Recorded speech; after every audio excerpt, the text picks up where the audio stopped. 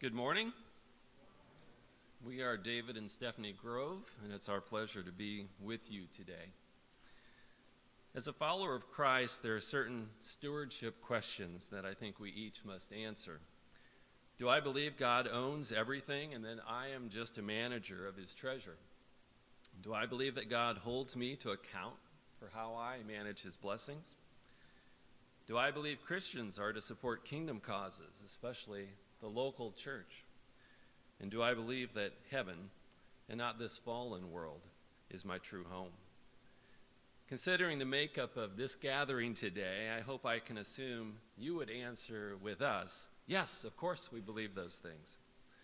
But like us, when you stop to consider if your actions truly match up with your beliefs, perhaps you'll discover reason to pause. As we share a glimpse of our stewardship walk with you today, our prayer is that we might be an encouragement to others. From the moment that I earned my first paycheck as a teenager, working at the Child Development Center at First Baptist Church, Fairview Heights, I have been excited to give. Even today, there's something special about writing out our tithe check to the church every payday and depositing it into the offering plate. No auto deposit for me. Call me a traditionalist, but I enjoy the mechanics of giving. These are the routines and the rhythms of giving that remind me that God's blessings are new every morning, or at least every 2 weeks on payday. They also stand as a regular reminder that I must take the initiative in giving. As a family, we take pleasure in funding a small part of the mission of the local church and other worthy ministries. Without hesitation, we acknowledge that it is God that has blessed us with the ability to provide for our family and give to the needs of others. Now, with 35 years of practice since that first paycheck, giving has become almost effortless. But is effortless giving what God was demonstrating when he gave us his one and only Son? It was the Baptist Foundation of Illinois that helped us explore a more complete perspective on stewardship. We would be right to appreciate the faithful giver in the pew that supports the local church, as well as causes like global missions, disaster relief, orphan care, religious liberty, and other issues of importance to Southern Baptists on a regular basis. But if our short 70 or 80-year life on earth is just a blip on the timeline of eternity, one must ask, why aren't we also investing in the there and the then, not just the here and the now? As missionary C.T. Studd once wrote, "Only one life, 'twill soon be past. Only what's done for Christ will last." Years ago, we prepared a will, mostly for the care and the protection for our minor children. For some reason, there's nothing like taking a big trip away from your children to convince you that catastrophe is imminent.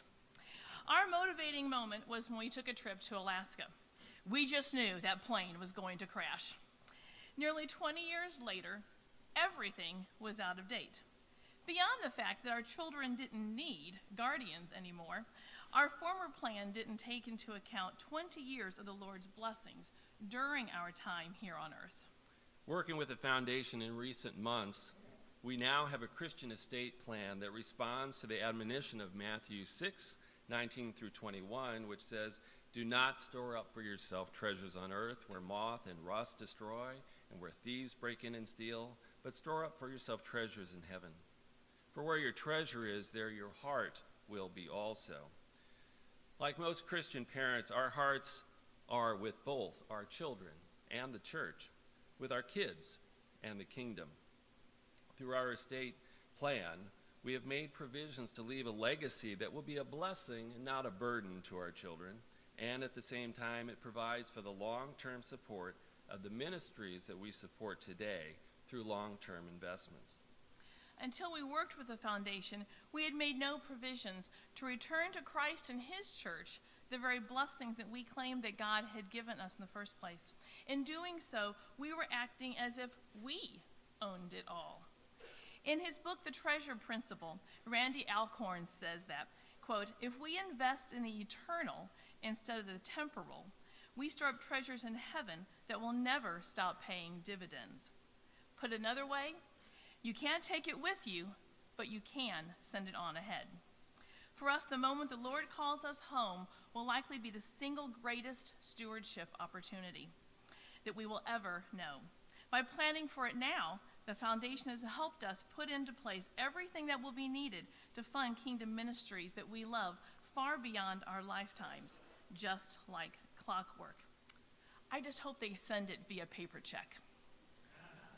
Now, as much as Stephanie appreciates the beauty of regularized giving today, I enjoy the nuts and bolts of estate planning for the long term. Writing the will, creating the trust, establishing an endowment with an investment time horizon of eternity, count me in. But even if you know nothing about these things, you needn't worry. The foundation will help.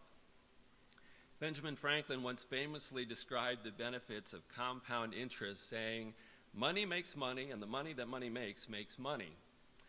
I realize that on the surface that doesn't sound very spiritual in the usual earthly context of banks and investments and retirement accounts. But if the intent is to take every opportunity to advance the cause of Christ, then compounding growth can be an incredibly powerful force used for spiritual good. Sadly, estate planning that provides for kingdom causes is rare for most Christians. Even knowing that our time here on earth is not guaranteed, somehow we manage to put off such important matters. We may even try to convince ourselves that Jesus will surely come again before we have to take care of any of this. By delaying, we were running the risk of squandering the greatest giving opportunity that we would ever have. I know it may sound jarring to say that death is a giving opportunity, but it is an opportunity that all of us will be given one day. If we truly believe that we'll be held accountable for how we have managed God's assets, then this is a matter that demands our attention. For us, it began as a simple, confidential conversation. The service was free and there were no strings attached of any kind. We can confirm that the Foundation's only interest is in helping Baptists take care of this incredibly important aspect of their life. The staff at BFI is welcoming and encouraging. They stand ready to help you or your church members settle these very important matters of stewardship, accountability, and obedience. Thanks so much for the opportunity to share our story with you today.